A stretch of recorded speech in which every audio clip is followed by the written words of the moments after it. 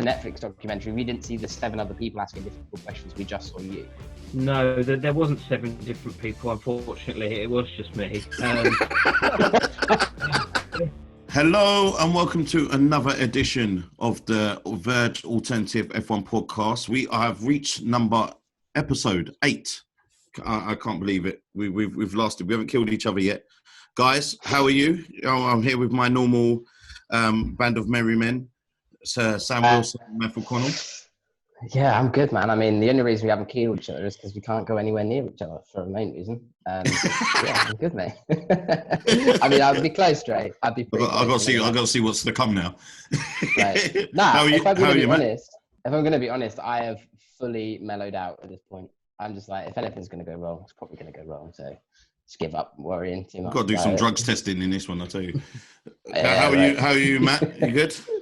Doing good, of course. We have, been blessed with, I think we're doing good. I think we're doing well for ourselves, considering we've managed 8 episodes.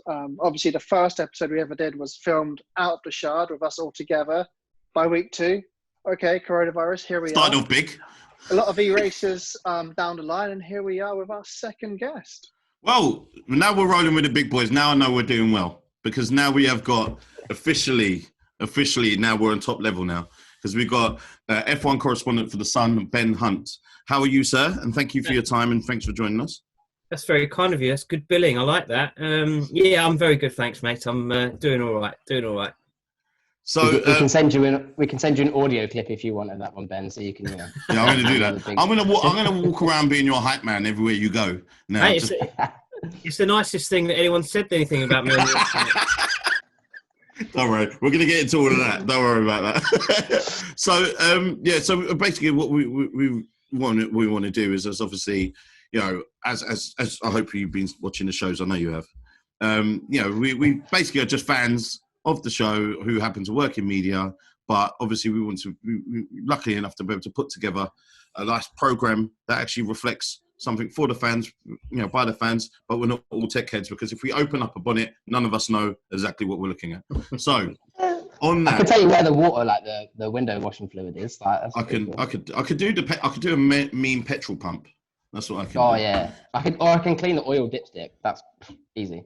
So now I need you to put us all to shame, Ben. So, where did you actually make your start in journalism? Like, was it in sports straight away? What led you into Formula One? You want to start at the start? Yeah, let's go from the start. Always. Well, not from birth, but we're just, career-wise. If we go to the top, I was a frustrated footballer as a 7-year-old. I love football. I'm a Wimbledon fan, and I really wanted to get into playing football, but it never happened. I knew I wasn't good enough even at that sort of time, and I wanted to work in football. And what I enjoyed doing at school was writing. I enjoyed English. So I wrote a letter as a 7-year-old boy to the Daily Mail, which my mum and dad used to buy at the time, and got through to the editor, sports editor, and he said, to be a sports journalist, this is what you need to do. He replied back. So it was go to university, get a degree, then get a postgrad, blah, blah, blah. And I kind of followed that all the way through. Went to university, did a postgrad in journalism, and then I started working for an agency, which is... for anyone that doesn't know what it is, basically you are the lowest of the low. You go to a football match, usually a non-league, which is where I started, but you work for different newspapers. So you might have 3 or 4 different orders. You go along, you watch the game's the same, but you have different outlets that you're working for. So you have to produce multiple reports for different readers. That taught me a lot. I went from one agency to another. I worked for every single national newspaper in the UK in some capacity, had bylines with them all. I started doing shifts at the Mirror, I started doing shifts at the Sun, and I was at the Sun a few years, working on their desk and doing football matches, and then I was offered the chance in 2012 to go and do F1. I was always an F1 fan. I was a football fan first, but of course, if someone offers you a job to travel the world, get your expenses paid, and go and watch some F1, of course you're going to take it. So that's what I did, and I've been doing it. I thought I'd be in it for a couple of years, but of course, nine seasons now down the line. So I'm really enjoying it. Glad I went that way. It's good. Living that life. Yeah, mate, that is a life that I'd want to live. I'm not going to lie. So you've been a Formula One fan since you were young. I know you said football first, but you've done Formula One. Did you kind of like first and foremost? What was your first race, and like who's your team? We got to get that out of the way. Who's your team? What people ask about this? What F1 team? If you're talking about what team I follow, I work with all of them, so I do have to sort of be unbiased in that opinion. I don't really. Sorry.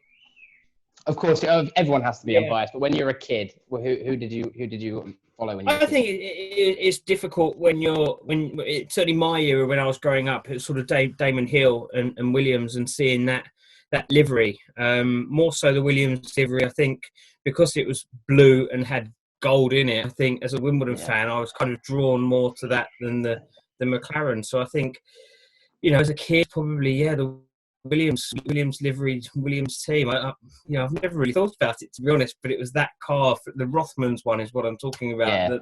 How iconic that is. And of course, for me, Senna's passing has just gone by, and I remember. I mean, I'm old enough to remember that and where I was. And funny enough, I was at my dad's place of work, which was the Guardian, the newspaper, and we was in there, and the news started coming through about the fact that he could have died. It was a very dark day, and I remember it so clearly. It was interesting just to look back and think about it. And, well, sad day. Yeah, I mean, I was a Damon Hill fan as well, if I'm honest. He used to, because I'm from Bourne, where the BRM factory is.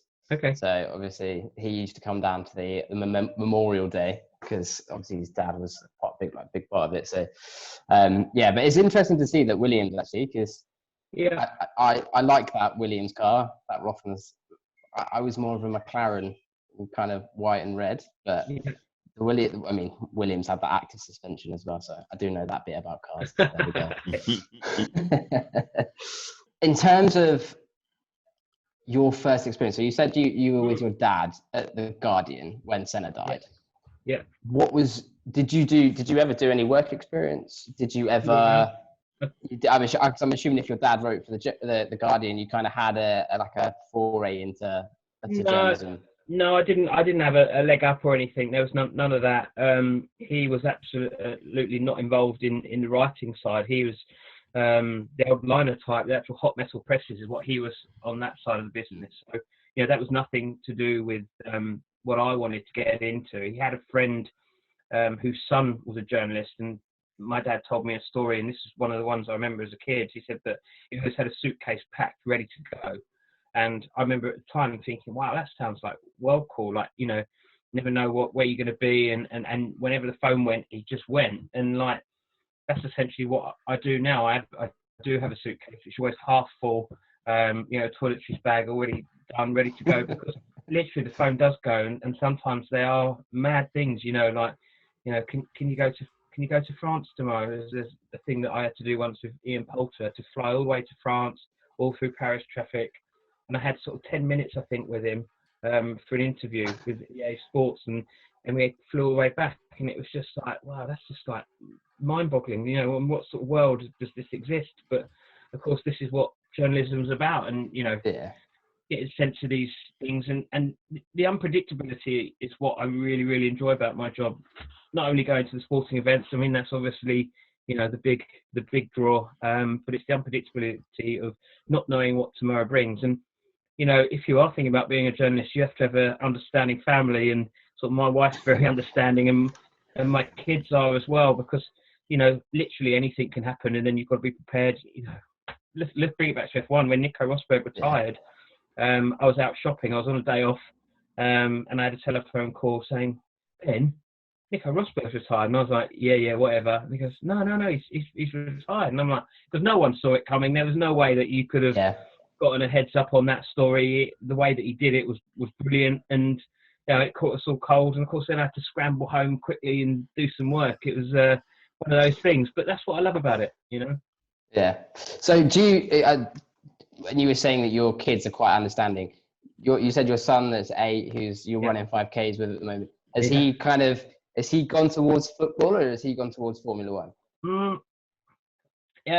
Mario Kart. Could we call it Mario Kart?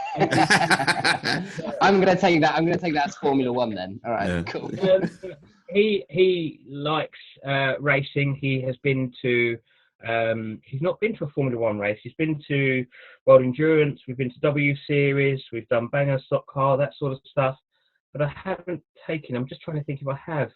No, I haven't taken him to an F1 race. That's bad of me, isn't it? But you've got an excuse. Dad's always working. Yeah, pretty much. I mean, we obviously the British Grand Prix is always a really busy one for me. But I tend to, any tickets that I do get, I give them to people who I know are really going to appreciate them. Sort of once in a lifetime opportunity. And Teddy's pretty lucky. He does get to go to quite a few events with me. So I think maybe this year, if it's on, well, it's behind closed doors, we won't be going to that. Maybe next year. Next year, yeah. It's a thing that he's old enough now to enjoy and to really enjoy that experience. When I took him to the World Endurance Championship, the WEC thing at Silverstone, he loved it. Like, rolling start, and I remember what he said at the time. It was like, "Wow, Daddy, look at all the colours." And I remember, "Wow, you've nailed it there, son," because when F1 was all grey, all the grey cars, and I'm like, he's just nailed it, straight away. That's what F1 needs, a bit of colour. But yeah, not really football for him, but certainly computer games and Mario Kart. That's where he's at the moment. You've got the perfect excuse now, because now you can say, well, I was planning on taking you to this year's Silverstone, but coronavirus, so here we are. That's how it is. We'll probably talk about this a bit more later on, but it has been devastating, really, for F1. My plans, everything, of course, obviously the bigger implication, the health of the nation and everything, all that sad news. But from my personal point of view, it's been very, very stressful. Going to Australia for 3 days, it was really uncomfortable. Certainly being on that aeroplane with everyone wearing masks and gloves, I've never experienced anything like that before. And sort of a sense of, you knew it wasn't right at the time, and then of course the big scramble to get home. So it's been a bit strange, and while we're looking forward to it all coming back, it's obviously got to be under the right circumstances. So, well, where were you when you found out that the race was off? That was a tricky one. It was what was it? I think was it Thursday night? We were playing football. We try and play football on like Thursday night, and 10 o'clock at night, we just had something to eat, just about to kick off. And then we all got the text that McLaren were about to withdraw from the race, and we were like, "Oh God," like worst time. And then it was back to the hotel rooms, writing the stories, making phone calls. At the time I had it on good authority that it was all off, but I wasn't too sure. I wasn't sure enough to book a flight home, so I was kind of a bit hesitant. And then I got told, there'd be an announcement at 6 a.m, and I stayed awake. And then it was like, before you knew it, it's 9:30, and then I had the local news on, and the local governors were saying, go to the track. If F1 wants to cancel it, it's up to them. There's no news from F1, no news from the team. So there's rumours that Kimi and Seb had already left Melbourne. Yeah. It's like, when's this news going to come out? And eventually it did. And, it was a bit of a scramble to get to the airport and get home. So when it was confirmed, I was in the hotel just waiting for it just to be confirmed and announced. So yeah, it must have been frustrating and kind of confusing, to deal with that kind of. It was such obviously a very unique moment within. You take the whole history of F1 that happened, and me personally, I've got a family within the McLaren team who works within in and amongst the pit crew, and I straight away, without being able to get as much news, no matter how many sources you might use via the internet or whatever, I was straight away just texting them like, "Hey, so what's going on?" And I think they were very much in the same boat. They didn't even really know what was the plan. They all went back to the hotel rooms waiting to be tested. I was thinking, wow, I think that's where I feel it kind of clicked for everyone to see that Formula One first race of the season was on hold. And we're thinking, okay, this is a lot more serious than we realised. But nevertheless, we look like we're, heading in the right direction, and hopefully soon we will obviously have races. But typically for you, how would you break down a race weekend when there is a race? Like, what would you, as a journalist, how do you prepare for that? Yeah, it all starts usually a few days before flying away. If we took an average race, because every single one's different in terms of when you get there, but if it's a flyaway, I tend to get there try and get there on a Tuesday, just so I've got the Wednesday to acclimatise. It's a European race, usually there on a Wednesday day or night, something like that. Hotel, obviously, check in, try and get my bearings. By then, I would have known if I'd have been successful with applications for interviews or had some ideas about where I wanted to go with the story. A lot of the time, it depends on what a certain Lewis Hamilton's been up to. Certainly historically, he's certainly been a bit more active on social media. I used to also follow his jet and find out where he'd been. You can do that, and just sort of know your subjects. And obviously a little bit of a recap of what happened in the previous race and talking points and who was let off and that. So you always got sort of ideas. When it comes around to Thursday, you get into the track. Tend to get in fairly early because the media centres are busy. You can reserve a desk, and you tend to like to sit near the people that I like and whatnot. And you have to position yourself. Believe it or not, if some of these press rooms are so duff, but you have to get within a seat where you can see the TV screens because we fly around the world and we're watching on TV. And a lot of people stream it on their laptops with Sky commentary or whatever. So you might as well just be at home in your bedroom doing it. True.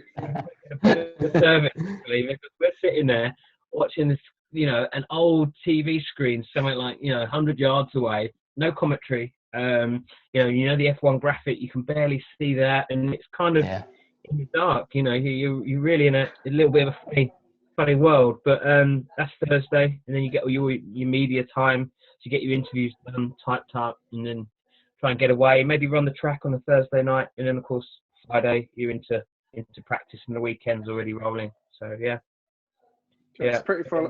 I'm normally the guy that sits at the back, just like closest to when they bring out the snacks and the fresh coffees. It's kind of my tack. I'm just sitting there, camera just plunked on the table, charge batteries. I'm just like, right, cool, nothing's really happening.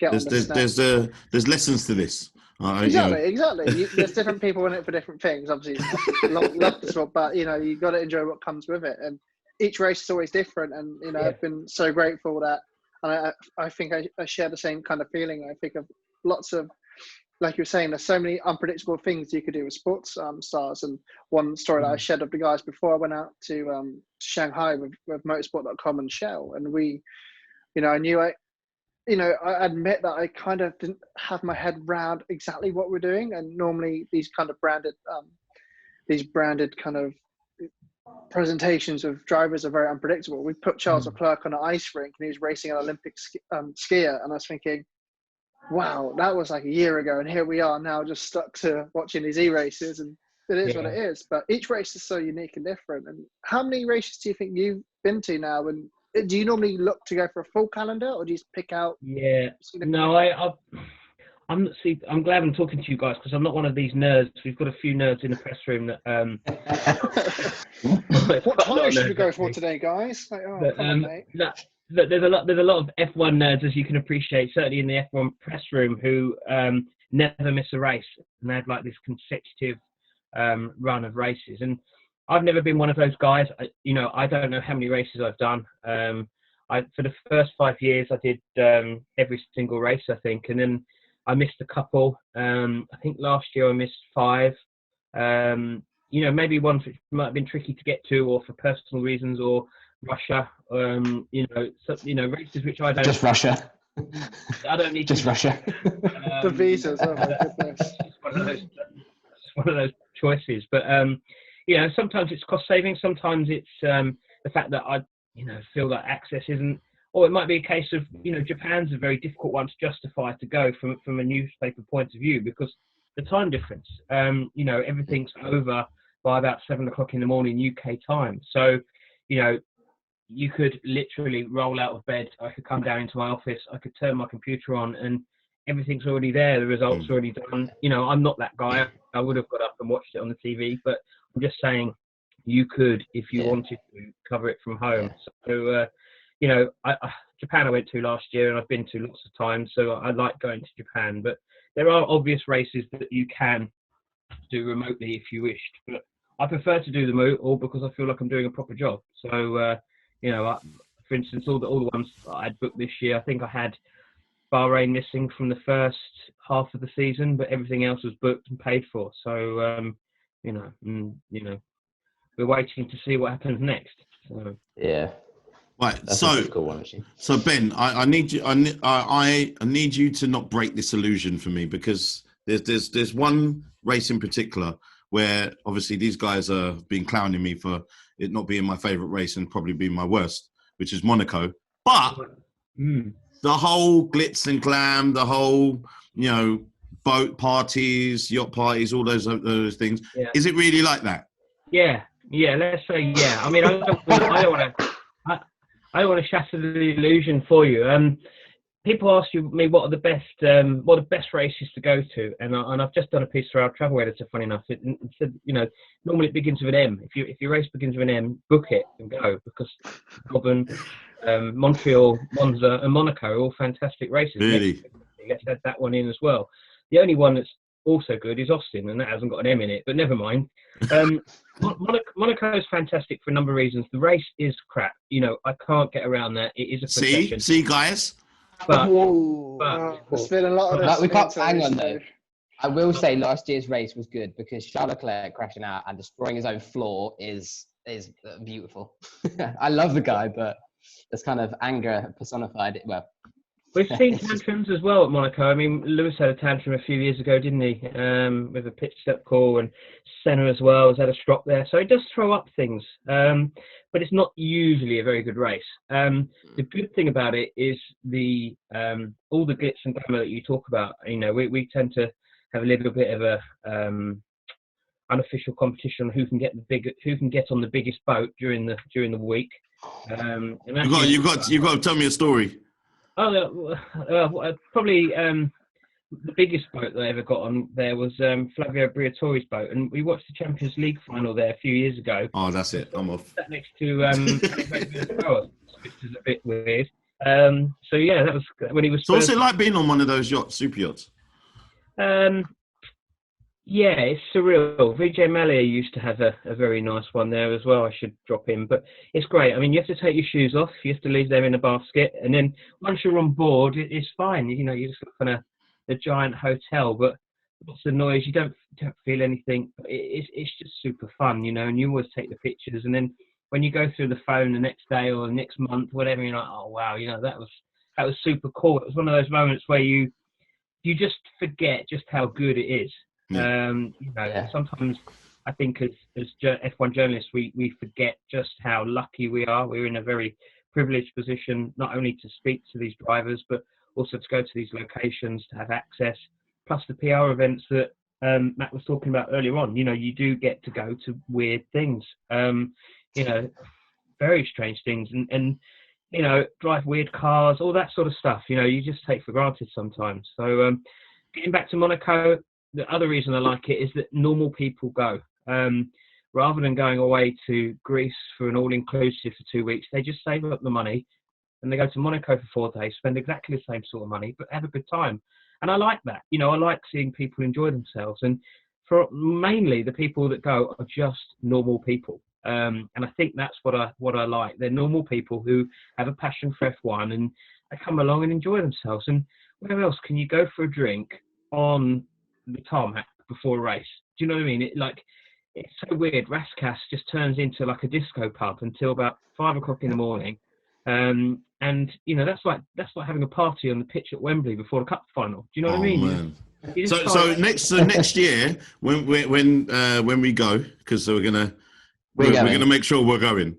Dre's paying for us all. We not so much of that, but I just want you to be our guide beforehand. Absolutely. To where to go, what to do, even what to wear. I've got all the shades ready, everything. I'm in Ferrari red today.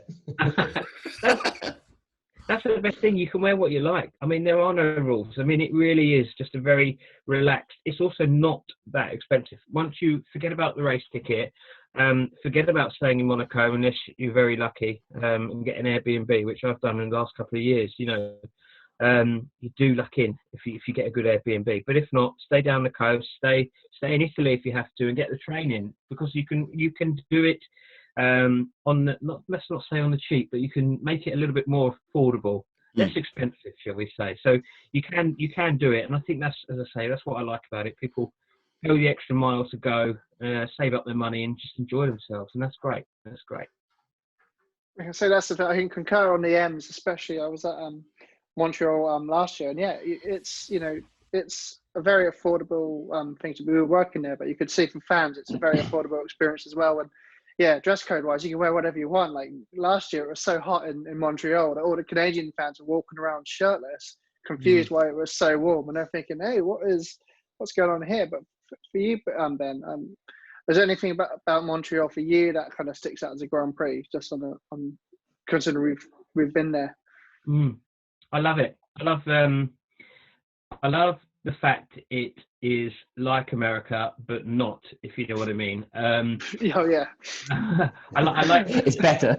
It is, Yeah, True. kind of. It's just nice. I mean, it's a good location geographically as well, where the track is, isn't it? Yeah, if you're lucky and you stay in the French Quarter, then there's some really fantastic buildings, and some lovely hotels and good bars and good beer and good food. Poutine, is probably the most fun food ever. It's chips and gravy and cheese curds. It sounds hideous, but it's bloody lovely. And yeah, really, exactly. If they got it right up north, they should have got it right up north with the wording. It would have sounded more appetizing, because it is absolutely. I was like a connoisseur, because we went out there on a Monday.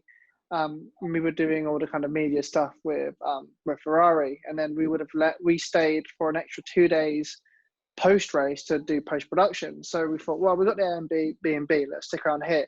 So you think, pretty much had all those days to be a connoisseur of poutine. I was like, is it poutine for lunch or is it poutine for dinner? Well, you can have both. It was perfect. Yeah. Well, that's it. We're going to do an F1 food show. Poutine leads the way. Go for it. So, having been to all of these races, having done it since 2012, out of all that time you've done it for, who has been, current or post or whatever, who is the best personality you've interviewed? Whether it's a driver, whether it's a team principal, whether they don't race anymore, or what? Yeah. Personalities. I used to like doing personalities-wise. Vijay Mallya was always a fun character. Otmar, also at the same team, very fun guy. I like dealing with Christian Horner. I like dealing with Toto, which I think we'll talk about later. Jensen, we were okay. Kevin Magnussen I like. Lewis I have a like for, and we do get on fairly well, contrary to what people may well believe. Best personality, difficult. Nicky Lauda, another one. Jackie Stewart. There's some really, really good personalities there. I could probably do. Oh, you stumped me. I don't know. Let me think. I have to come back to you. If you were to say, in that case, then, if you were to say, out of all of the drivers you've spoken to, yeah, who did you have the most fun chatting to? As if you were to say anyone that you've interviewed, whether it's an old driver like Nicky Lauda or Jackie Stewart, who did you have or the best interview, whether it was a pint in the pub or something like that, or whether you saw them in downtown Montreal, for example, and you had 5 minutes with them at the pub. What was your best interview? It doesn't have to be personal, but your best interview. Again, this is I have a terrible memory for these things. Now we'll give it a journalist to hard questions. It's how it should be. Yes. I tell you the best conversation I had with someone in F1 was Martin Whitmarsh when he was there, which is a real weird thing for me to say because we didn't really have a relationship. But I remember we were in a airport bar going back from South Korea, I think it was, and we were just talking just like normal people and just talking to him, and it was so refreshing just to talk about normal stuff. And he said to me, we were talking about cars and just normal stuff, and he was like, "Oh, I've got to go to Jakarta now. We're opening a new showroom now, and oh yeah, I've got to go here, and we're selling these many units and this, that, and the other." And I'm like, "Oh right." does anyone really need one of these supercars in their life? I've only got a Citroen DS in my place in France, so I don't go out in it to the tip. And I'm like, oh, wow, like it was just so nice just to talk to him away from all that F1-ness and to realise that he's only got one car that he actually owns, and that's the Citroen DS, was quite refreshing. Other people down to earth, people like Paul Hembry, I used to really like talking to him. Just very, very straightforward. Otmar, another one who's very straightforward to deal with. Probably the best person, probably Bernie. I do mean that seriously, yeah. I mean, a group of us went out for dinner with him probably a few years ago now. We went to his favourite burger restaurant, and it was just really, really nice to talk to him. Now he's out of F1. Yeah.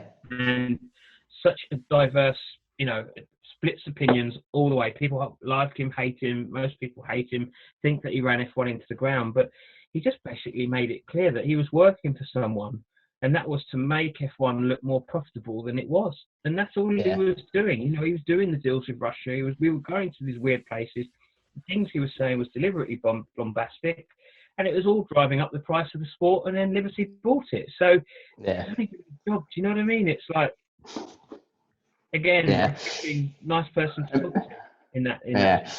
So. It does make sense, though, especially when you step away from it. But out of the young drivers, I think we have as a podcast, we love the young drivers, right? We love virtual e-racing. We love Charles, we love Lando, George.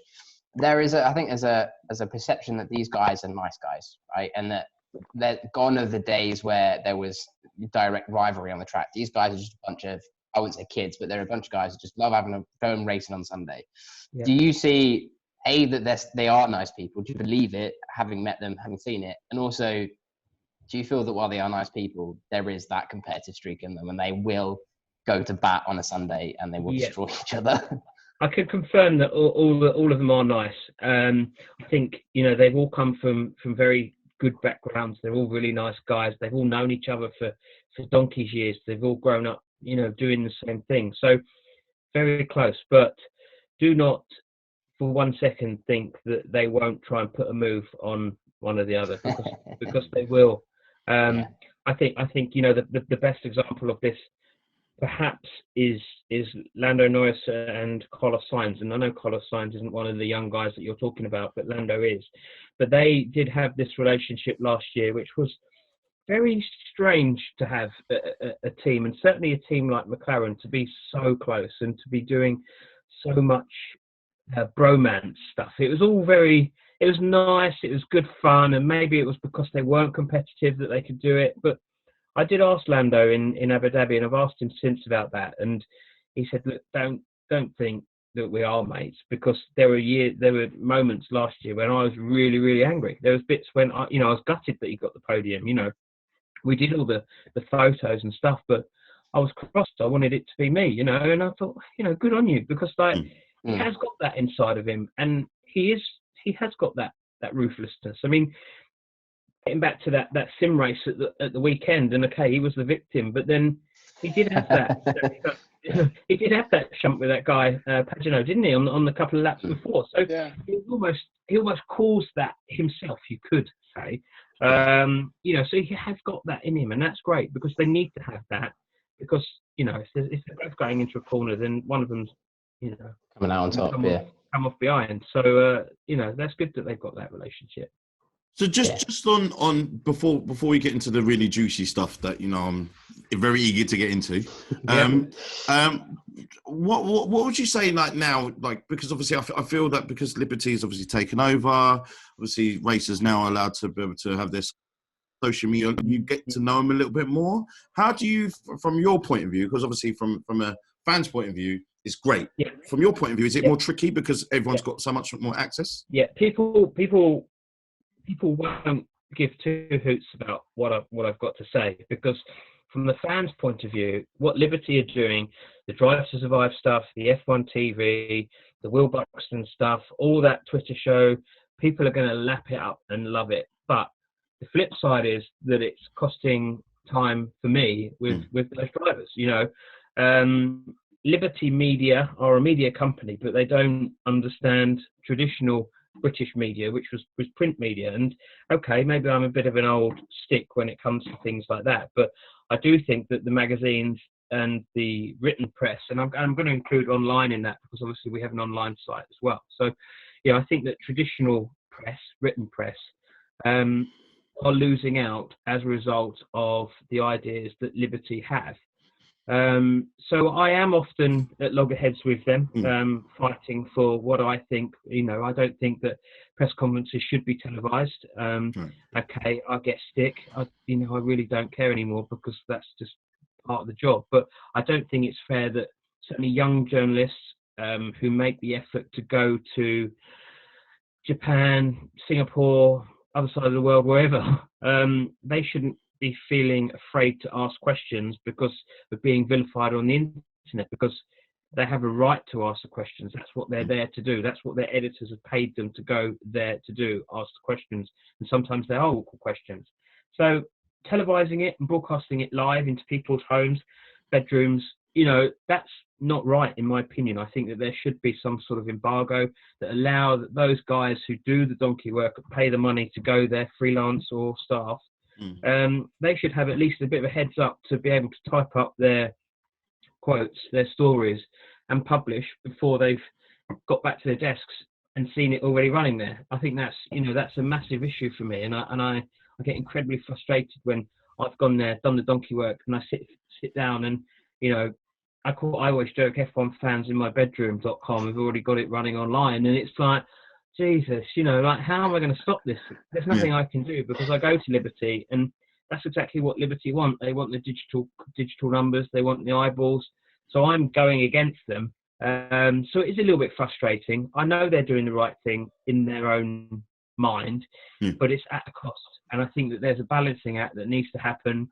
We need to keep some of the content back for ourselves. And in order to do that, we need the teams to be cooperative, and we need the drivers. At the moment, the drivers are having a bit too much say in terms of the media that they do. And ultimately that's costing us time, which is a shame. So like on the new way of media that Liberty have actually introduced. Obviously, we had the documentary Drive to Survive. Now, obviously, from a fan's point of view, I know, I'm sure from a journalist's point of view, that you're getting to see little things that you don't normally get to see, conversations. You can kind of read in between the lines a little bit more about the teams. But obviously for you, because obviously you're featured in that, Star. Yeah. And episode 4, go to 33 minutes, you'll find this guy. So I'm going a bit dark here. Yeah, because people are going to think you're hiding otherwise. So on that, obviously, you asked a question that you normally do. You're not aware of what. There's loads of cameras in there. Yeah. So you asked the question to Toto. He didn't take it too well, but obviously that's probably just a normal day. But obviously, because it's on a documentary, it just become a blown up thing. Yeah. What was the reaction to that? When you actually saw it first, what was your reaction? And then B, what's happened to what was the fans like? I heard that people were coming at you. Yeah, a little bit, a few trolls. I mean, I do get a lot of trolls. I'll talk about this one first, and then remind me about the first part. I do get a lot of trolls, partly because the organisation I work for. I mean, press is a very sensitive matter. People have preconceived ideas. Some people like the Sun, a lot of people don't like the Sun. Some people like the Mail, a lot of people don't like the Mail. Everyone has these ideas, so it's kind of difficult to change those. And they have preconceptions about me as a person. They don't know me, never met me. They just assume me that I'm, just not a nice guy. So unfortunately, when it got round to that Drive to Survive episode, perhaps I've gone a long way to confirming their suspicions that I am just like they already assumed. I'm not a fair guy. I was looking for a headline, and I'm scum of the earth, and Toto was right to put me down. But I don't know. I think I was right to ask the question. I think it went against the backdrop of the team being uber confident. The outfits and everything that went into that weekend. So much happened in that race. And of course, it was all being captured live on a TV show, which they'd refused to do the previous year. So it was it's only fair to be called out in that instance, in the same way as I'm called out if I make a mistake in my articles. I felt that Mercedes made a mistake. They took their eye off their ball, and I think Toto's reaction is as much frustration at the situation as it was my question. So we've spoken. But that's just a normal thing, isn't it? That's just like you have that every race with every different team principal. It happens in every race. It happens at football matches. It happens, if a player has an absolute stinker and gets sent off, then you ask him about it. If a manager, if his team's been hammered 5-0, you have to ask the question, because if I didn't ask the question, my editor would say, well, did you ask him about that? And then, oh no, sorry, I didn't think. I mean, what would they think of me? I mean, it goes back to the whole you're being sent there to ask the questions. That's what I do. Do you know what I mean? I think that, there should have been more people asking those questions, in my opinion, because that was the talking point around that weekend. Do you feel that you've been, because I do want to say, I feel like from my perspective, I work with journalists on a daily basis. I know there is always going to be times where they ask a difficult question, but that's just the way the world works. That's how you get news. That's how you get headlines. Because everyone just went with what everyone said. It's not really news. But I feel that what you said earlier about there is a lot of young journalists now that are afraid to ask questions because they see Toto as a powerhouse. Toto doesn't lose, and therefore for Toto to lose, something must have gone drastically wrong that they don't want to ask about. But I feel you were vilified a lot more because no one is asking those questions, and it made you stand out a lot.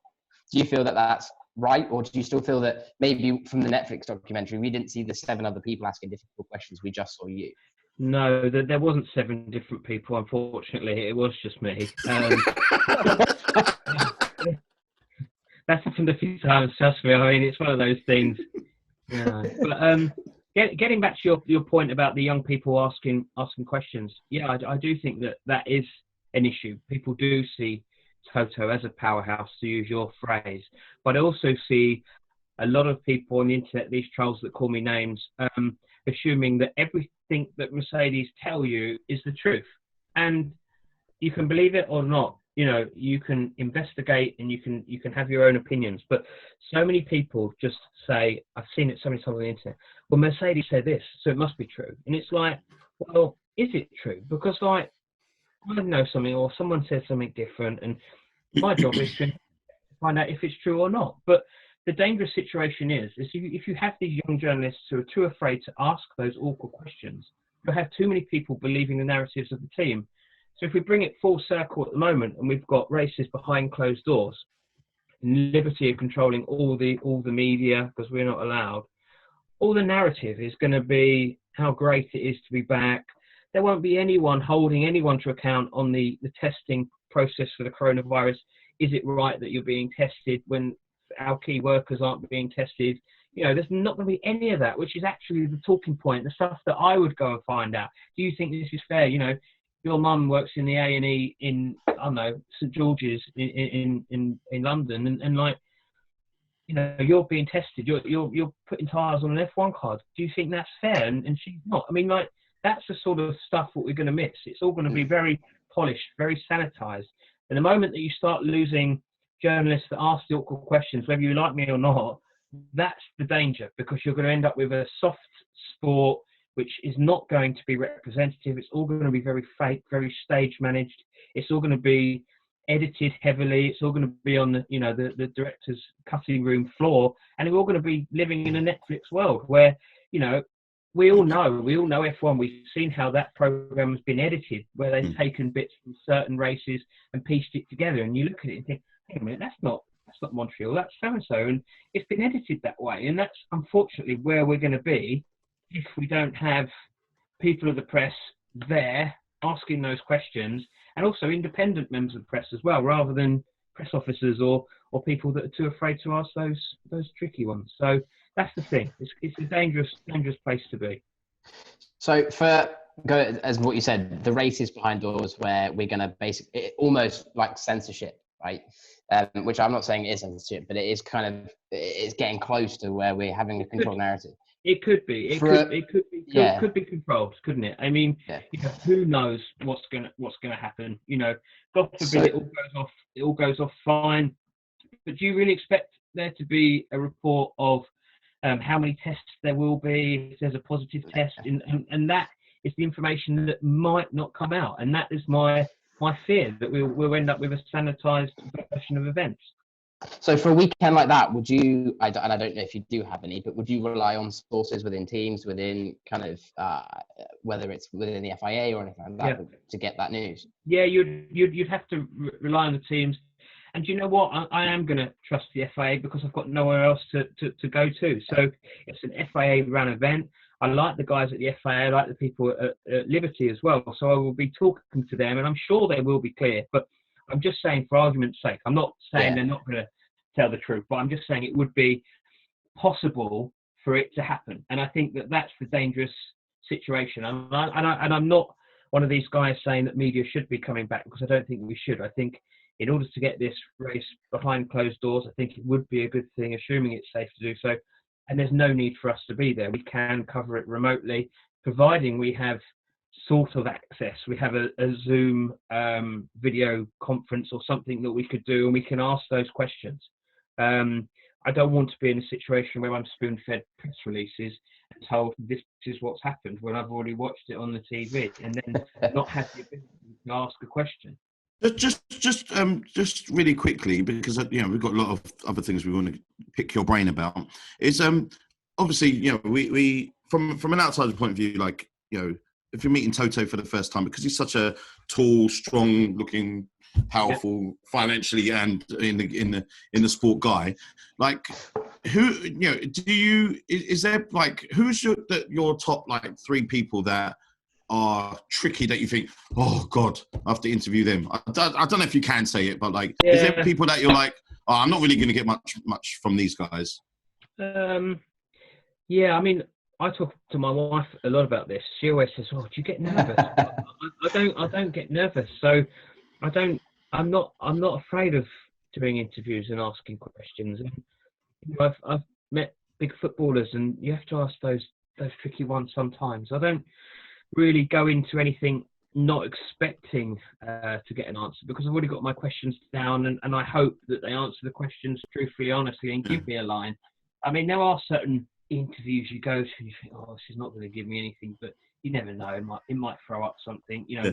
Drivers down the back of the grid, there might be something there, or you listen in the back, and it's just one of those things. But certainly not with. I don't get frightened. Toto is a big character, but we also have a good relationship. I talk to him a lot. I also know his wife fairly well through Formula E, and we were laughing about that in Mexico, because I should say before that, I was at the Mercedes, they did the car launch in the RAC club. I forget when it was now, February time. It was before testing. And Toto said, "Oh, that Netflix thing. You remember we had that row in Germany?" I was like, "Yeah." He goes, "Oh, you're good to know you're in. You're going to be a star." And I was like, "Oh, great." You're like, "Oh God, no." You forget it because you've probably moved on, because this is like, and this is what I would probably say to like as newbies to the world of Formula One.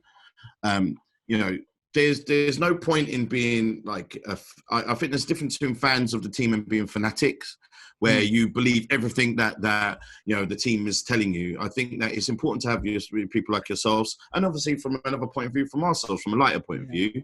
But you're going to ask the questions that give us content.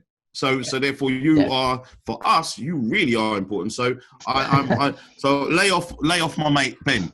But also to be fair, we only saw that 2 minutes or whatever it was in the show, and then Rolls jumped on you and said, "That's a disgusting question," whatever they said. I don't know. But what you just said is that Toto came up to you and had a laugh about. So what they don't see is that side.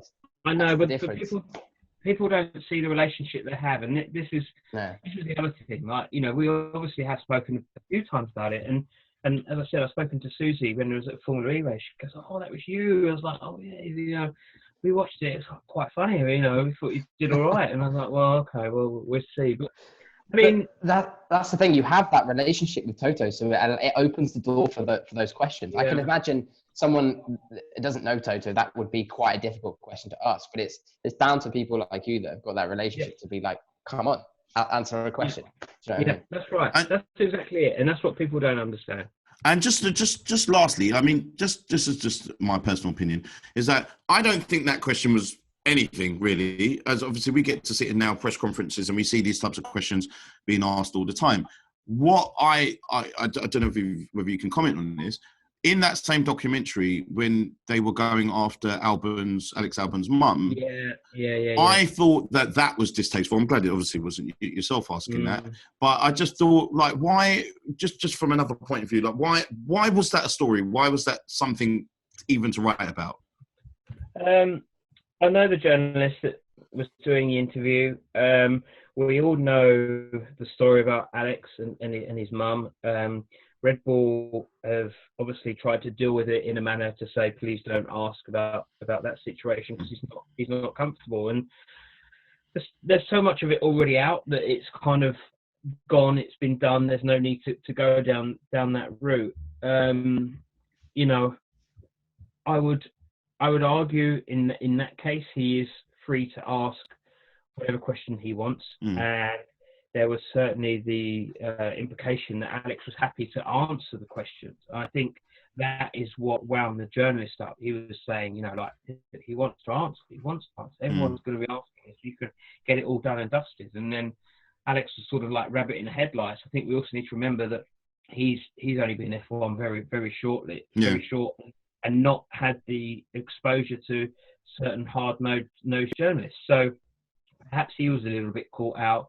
I think it was slightly unfortunate, but I mean, you know, the journalist is there to ask the questions.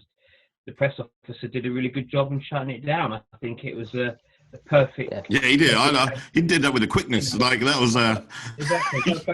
Both of them did their jobs. You know, he went to ask the question, the press officer shut it down, and the driver come out of it with his reputation intact and have any embarrassing story about his mum in the paper. So it was all fine. You know, it all worked out perfectly, I guess you could say. I think what you don't. Sorry, go on. I was going to say, another thing you don't see is that press officer and that journalist probably have a very, very good relationship. So, you know, people watch these shows and they go, oh, that journalist is a bit of a dick, or, you know, that press officer was really quite rude. Actually, that press officer is doing his job and that journalist is doing his job. And that's based on a relationship they have.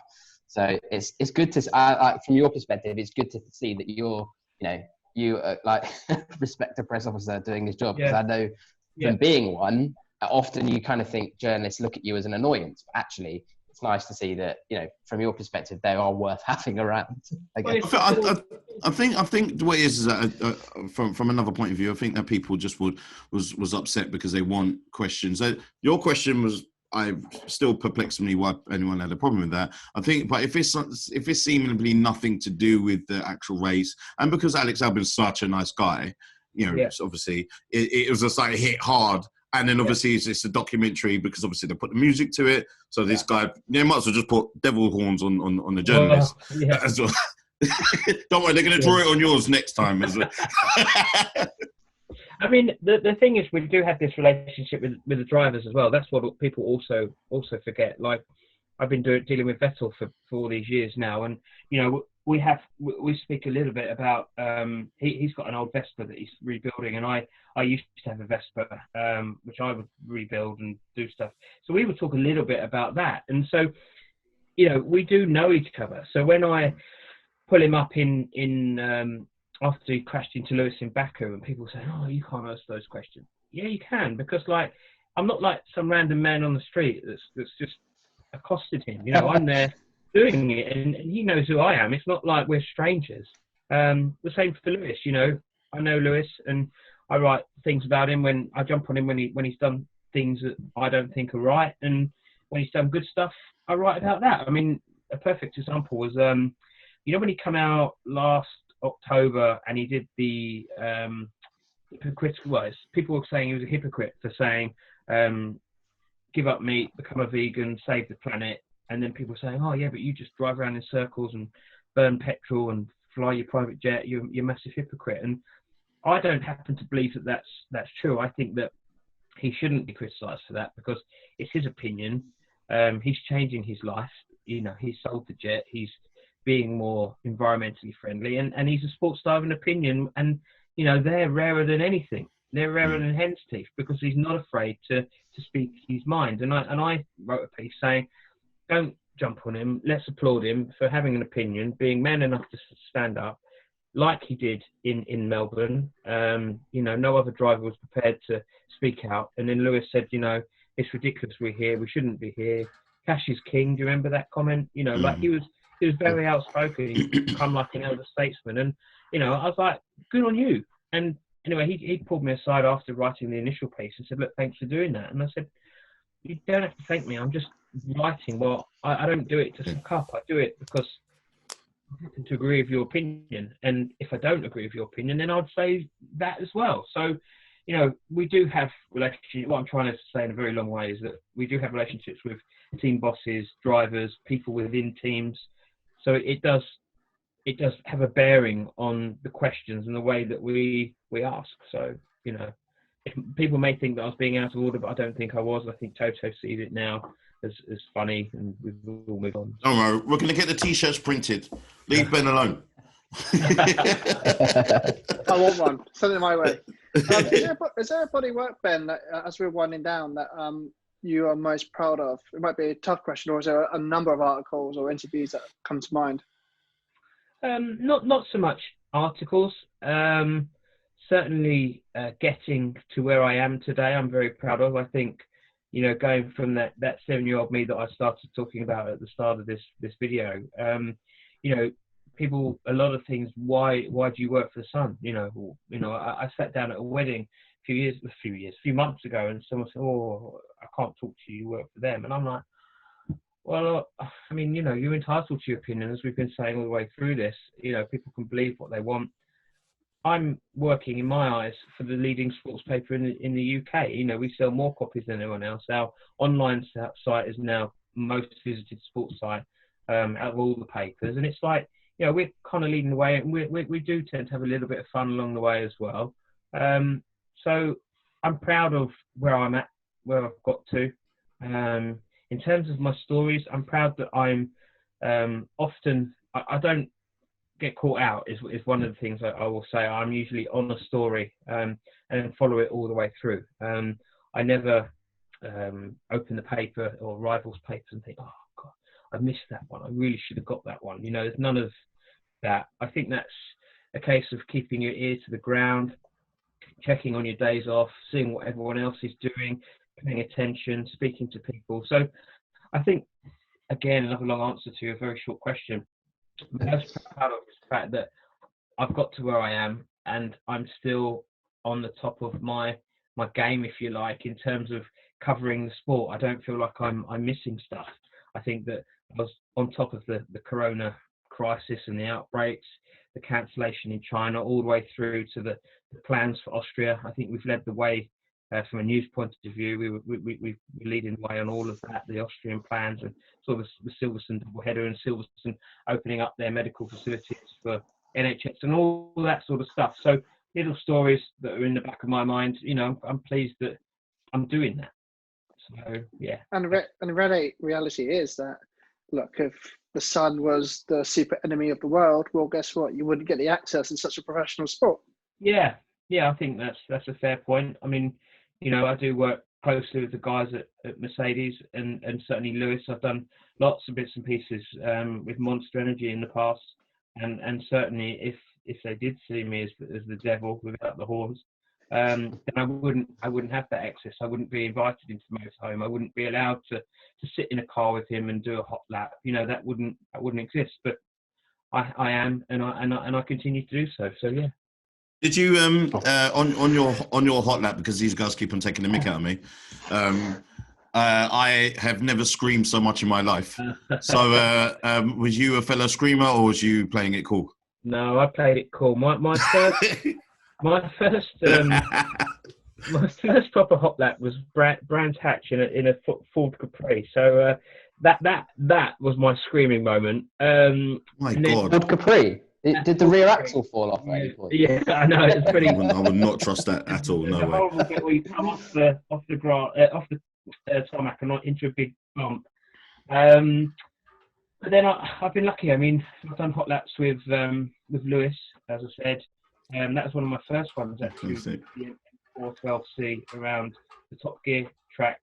We've done Mercedes-Benz World a couple of times since as well.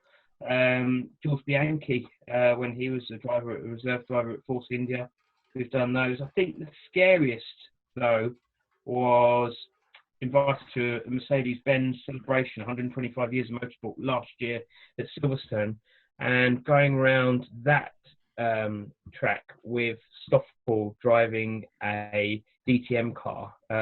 That's pretty next level, actually. Those things are absolutely brutal. And was you air braking? Yes.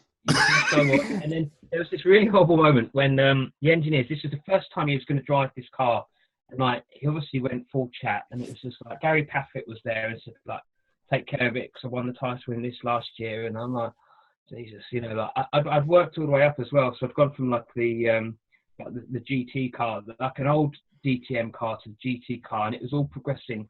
So this was the fastest thing that was going to go around the track that day. So I was a little bit bricking it, had the helmet on and everything, and you squeeze yourself in, you know, it's a nightmare to get in.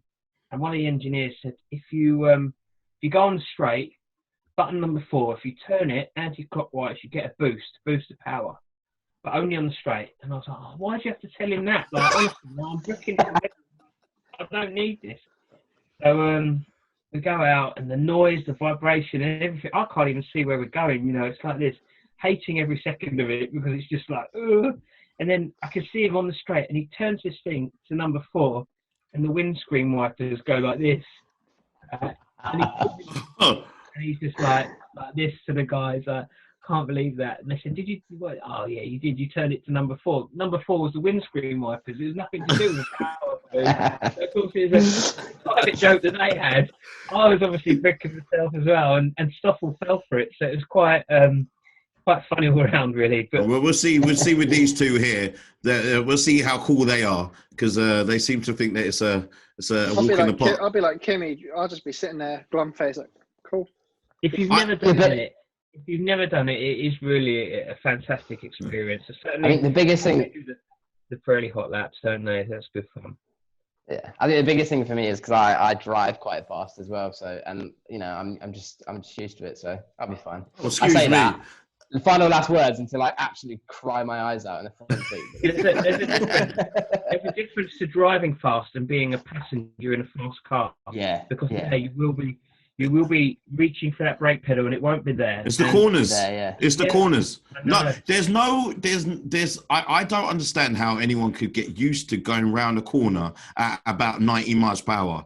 Like, that is not that, you just feel you're just flying around. So anyway, I will stop moaning. Last question, Ben. Obviously, this season is a bit of a weird one. Almost a write-off from a media perspective. But what's next for you? Are you going to continue covering F1? Are you going to potentially cover other sports or move towards? I know obviously Formula E is coming up more. Are you going to move that way, or do you feel like F1's where you want to be? I'm very happy doing what I'm doing at the moment, and that is a bit of everything. I do football of the winter when the F1 season usually stops, which I love, because you get back in and seeing all the old faces, and sort of it's a test, you know, like squads have all changed since I've been doing it last, and you get a team sheet, you don't know who any of these guys are, and you're like, wow, you know, figuring it out. But I enjoy that and getting up to speed and doing the research and that. I love getting into the pre-season testing, the F1 season, I do love, but I also love doing the Formula E as well from a different point of view. I don't think there is a conflict between the two. I think that they can run simultaneously. So I enjoy. How relaxing is Formula E in comparison? I went to Berlin E Grand Prix, and wow, a completely. Yeah. I mean, you know, it's a completely different beast, but wow, what a relaxed vibe that is. It's relaxed, but what's nice is that everyone's pulling in the same direction. So there's a level of competitiveness, but they're not looking to turn each other over at every opportunity, financially, points-wise, whatever it may be. Everyone's pushing in the same direction, and that is for the benefit of the championship. So you've seen the way that those cars have got quicker and quicker, and then when they start bringing out these, like wireless chargers for the phone, that they're going to be doing those. So there'll be pit stops, pulling in 30 seconds, batteries retopped up, and they're back out again. And I think the moment that they crack stuff like that, then it will be a serious championship, and you'll start seeing a difference. But yeah, I like doing that. I'm very happy doing F1. I think Liberty are doing a lot of good. As I mentioned before, I think that I've got to fight my corner, and I need some of my colleagues to help me fight that, just in terms to protect some exclusivity that I think that people who pay to be there deserve, rather than just farming out all the content immediately out onto TV. So it's not what fans want to hear, but it is what we want to hear. And if I'm not there, then you won't get anyone to laugh at in your drive to survive. I'll tell you what, Ben. We will make the offer of covering Miami next year. Fingers crossed it goes ahead. For you as well. You know, it's not a problem. You know, we'll wear the t-shirts as well. You know, whatever it takes, it's not a problem. You know, we can guide you around Miami. You guide us around Monaco. Yeah, sounds like a good deal. Sounds like a good deal. Thank you so much for all your time. Honestly, you've been amazing. So Ben, let me just make sure I get your socials right, so all your fans can get in contact with you. It's at Ben J Hunt. Yep. And obviously with us, obviously, we at Verge Mag. I'm forgetting all my stuff now. At Verge Mag online, on Twitter, at Verge Mag on Instagram, at Alternative Sport, which is our new platform, and on Twitter we are at Alt Sport.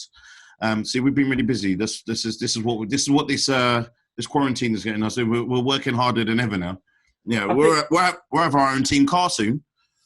I think we're all being a bit, busy. I mean, in terms of my working days, different. Not going to races means you've got to phone people up, and you've got to start doing the old school thing. The old digging around the subjects. And there's still news stories out there, and esports has given us stuff to write about at all. So you wouldn't have thought that, would you? Like 6 months ago, that we'd be talking about esports in quite so much. We're going to give you a story that you don't know about. Did you know that Pierre Gasly listens to Candy Shop before he races? I didn't know that. No. You see? See? You're welcome. That one's for free. Dre's trying to get himself a new job. See? That's it. I'm going to leave these two behind. It's just me and you, Ben. We're gone. All right. Thank you very much, guys. Appreciate your time. Thanks for listening in on Spotify, so forth, and all the other good platforms. Thank you for your time. And please keep on tuning in and appreciate your love. Peace.